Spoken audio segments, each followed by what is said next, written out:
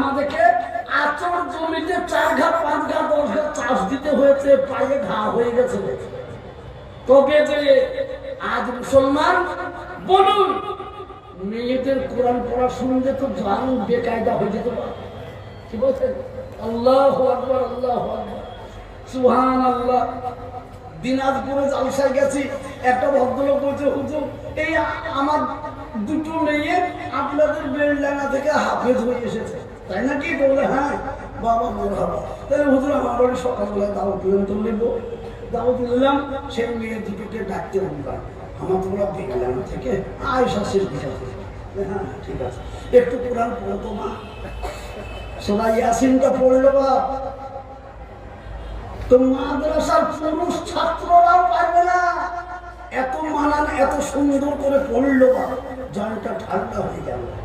আর আমাদের মারা কেমন কোরআন পড়ে, মনে হতেন আসমান ভেঙে খুলে পড়ি, কি আমার শুরু হয়ে যাবে। আল্লাহু আকবার। তো সেই মাদ্রাসাতুল বানা, আয়েশা সিদ্দিকার বানা, এই মাদ্রাসা আজকে আপনারা এখানে বুঝতে পারছেন না বসে বসে। আমরা জানি সারা বাংলা ঘুরে আসতে পারে, বাংলার কোনায় কোনায় এই আয়েশা সিদ্দিকার বানাতে নাম পৌঁছে গেছে। আর এখানকার ছাত্রী কেউ না কেউ আছে। তাহলে বলুন, মেদিনীপুরের সব থেকে বড় মাদ্রাসা আছে পাঁচতোড়া খাদিজাতুল কুবরা লিল বানা, সেই মাদ্রাসাটার নাম। আমি প্রতি বছর সেখানে জলসায় যাই, একবারে 20টা 30টা 40টা 50টা করে করে মেয়েদেরকে সব আলেমা হাফেজার বোকা দিয়ে দেয়। সুবহানাল্লাহ। তাকে এক সময় বলছি, আমাদের মুর্শিদাবাদের তৈরি হয়েছে সব জায়গায় হচ্ছে, ওরা কাসেম সাহেবের নাম হচ্ছে কিন্তু ছোট ছোট হচ্ছে। আমি ছোট নয়, একদম মাদ্রাসায় যা ছাত্রী আছে ডবল ছাত্রী আমাদের মাদ্রাসা আছে। আপনাদের কোথায়? তোমরা বিল্লাগায় আমার মাঝে ঘাটে। সুবহানাল্লাহ। বলুন, আজ তার কাছে সত্যি একবার এসেছিলেন, আমাকে দাওয়াত দেওয়ার জন্য এসেছিলেন, আমি নিয়ে এসেছিলাম, তখন জালসা ছিল না। একবার নিয়ে এসে বেরিয়ে গেলাম, এই একটা এখানে দেখিয়ে দিয়ে গেলাম, দুর্গের দেখেন কত। তারপরে আবার সাথে করে নিয়ে গেলাম ত্রিমোহনীতে, সেটা দেখালাম, দেখি সে বলছে সে চক্ষু খুলে গেল। আমি মনে করি পশ্চিমবাংলায় আমি বোধহয় মাদ্রাসাতুল বানাতে এত বড় খেদমত না, আপনারাও করেছেন। শুধু তাই নয়, বেলডাঙ্গা কানা দেখুন, এ দেখেন এত বড় মাদ্রাসা, ওই দেখেন ঢোকার আগেই দেখলেন আমাদেরকে, হ্যাঁ ওটা সুরুলিয়া মাদ্রাসা। চলেন কলেজের কাছে জুলিয়া মাদ্রাসা। এই 3টে মাদ্রাসাকে বেলডাঙ্গা বাজার চালায় 3.5 কোটি টাকা বছরে খরচ। তো বলছে ব্যাপারটা তাই। আমার তো সত্যি আপনারা মুর্শিদাবাদ জন্য আমরা কিছু মনে করতাম না, তো এখন দেখি তো মুর্শিদাবাদেই দিন জিন্দা হচ্ছে। আল্লাহ আকবার জোরে বলুন। শুনে আমার মনটা খুশি না অখুশি? মনটা ভালো না খারাপ? ভালো। কিন্তু এখন মজলিসের লোক দেখে মনটা ভালো না খারাপ? স্বাভাবিক কথা। আপনারা বলুন,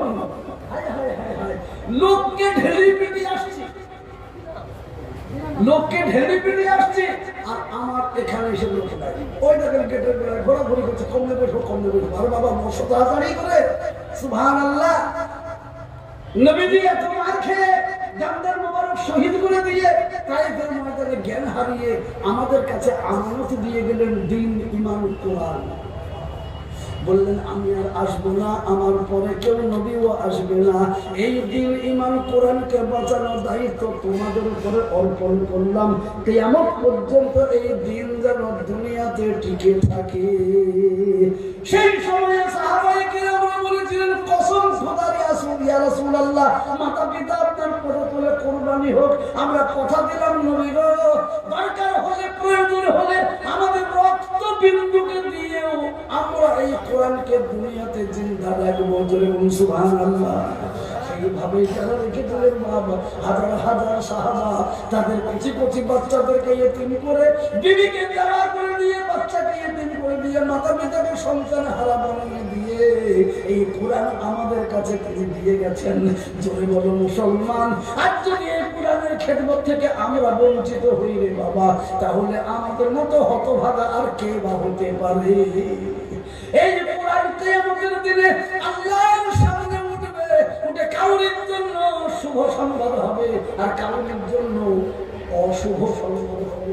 কাউরির জন্য বলবে আল্লাহ যারা বহু কষ্ট করে আমার মতো কোরআনকে জীবিত করেছিল, আল্লাহ তাদের জন্য সুপারিশ করে তুমি জান্নাতি বানিয়ে দাও।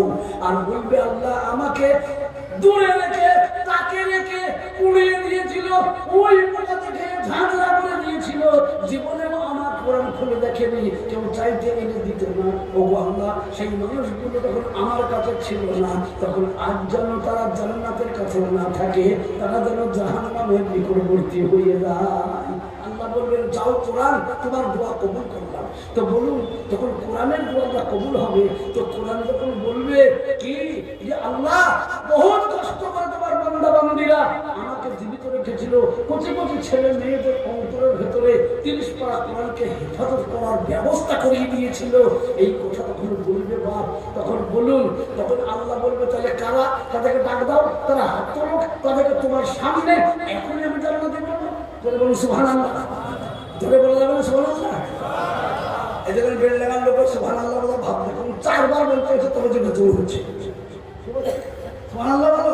অথচ হাদিসে এসেছে একবার যদি কেউ ইখলাসের সঙ্গে সুবহানাল্লাহ, উপরে আসমান নিচে জমির মাঝখানে ফাঁকা জায়গাটা নেকিতে ভরপুর হয়ে যাবে। অথচ আমরা সুবহানাল্লাহ বলতে অচিনবা।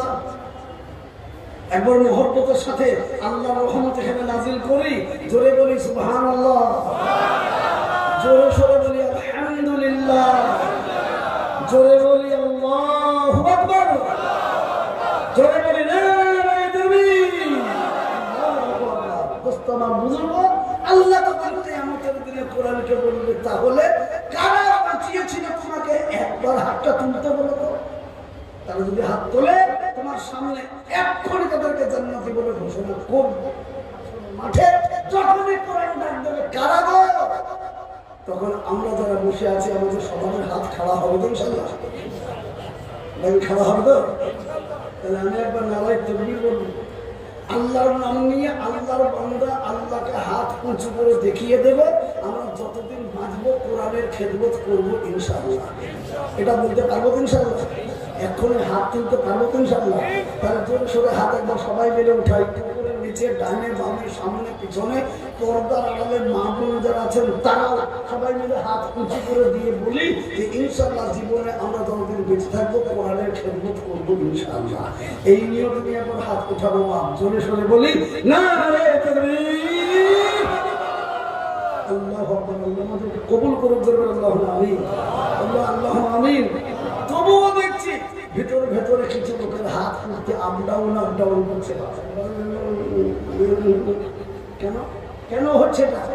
তার মানে চীনের সবাই রাস্তার বাকি কি বলেন, এই হাত না উঠিয়ে নিয়ে কোন জায়গায় যে হাত বলি বেরিয়ে তাকে দাদা বুঝে সুঝে হাত, এই তো চিন্তা না। হাত যারা উঠিয়েছেন আমার ঘাড়ে ফেরেশতা বসে আছে, খাতা কলম নিয়ে মুহুরি, এই যেমন উঠেছি আর অন্য হাতটাকে আল্লাহ পাকের ফেরেশতা লিখে নিলেন। আল্লাহ আয়েশা সিদ্দিকার বানাতে তোমার বান্দা বান্দিরা বসে কোরআন বাঁচাবো বলে হাত উঠিয়েছে, আল্লাহ তুমি তাদেরকে জাহান্নাম থেকে বাঁচিয়ে নিও। জোরে বলুন সুবহানাল্লাহ, জোরে বলুন সুবহানাল্লাহ। তারা যারা হাত উঠিয়েছে তাদের লাভ, যারা উঠায়নি তাদের লোকসান। সেই জন্য আমি চাইনি বাপ কাউরে লোকসান হোক। আর একবার সবাই মিলে উঠিয়ে অন্তত পক্ষে নিজের নামটা ফেরেশতার খাতাতে উঠিয়ে দিই, আল্লাহ দেখে নেই। জোরে সরে বলি কেউ হাত তুলতে বাকি থাকবেন না। জানি না বাপ কোন দিনকার কোন কারণে আল্লাহ হয়তো আমার পরিত্রাণের ব্যবস্থা করবে, আল্লাহ ভালো জানে। সেই জন্য আমি বলবো এ মজলিসে আছি যত মুজাহিদ বীর, যত মুজাহিদ বীর, এই উচ্চ স্বরে বলি একবার নারায়ে তাকবীর। আল্লাহ আমাদের হাতকে কবুল করুন, জোরে বলে আল্লাহুম্মা আমিন, জোরে বলে আল্লাহুম্মা আমিন। আমি আপনাদেরকে জিজ্ঞেস করবো বাবজি, খুব ভালো করে বলুন, আমাকে এখানে বসিয়েছেন কে? আমার জানকে এখনো দিয়ে বাঁচিয়ে রেখেছেন কে? জোরে বলুন, আমার বিবি বাল বাচ্চা দিয়েছেন কে? জোরে সোরে বলি আমার মালমাত্রা দিয়েছেন কে? জোরে বলুন আমার টাকা পয়সা গাড়ি বাড়ি দিয়েছেন কে? এইবার সবই যখন আল্লাহ দিলেন, তাহলে আমরা আল্লাহর কে? জোরে বলুন আল্লাহ গোলাম গোলাম গোলাম গোলাম। আমাদের মালিকটা কে? জোরে বলুন কে? তাহলে আমাদের মালিক যদি আল্লাহ হয়, আমরা যদি গোলাম হয়, তো আমরা শয়তানের গোলামি করবো না আল্লাহর গোলামি? জোরে বলুন আল্লাহর গোলামি। আলহামদুলিল্লাহ। এইবার আমি আপনাদেরকে ফের প্রশ্ন করি, কি? জোরে বলুন। টাকা পয়সা গাড়ি বাড়ি ধন দৌলত বেটা বিটি মা বাপ সহায় সম্পদ সব বড় না কোরআন বড়? জোরে বলুন কে বড়? তো সেই কোরআনের জন্য সাহাবারা জীবনকে দিয়েছে বলি না। আমি আপনাকে বলবো জীবন বলিদান দিতে হবে না। দোস্ত আমার বুজুর্গ, গেন্ডার একটা ইতিহাস তৈরি করুন। জোরে বলুন ইনশাআল্লাহ করবো। জোরে বলুন সুবহান।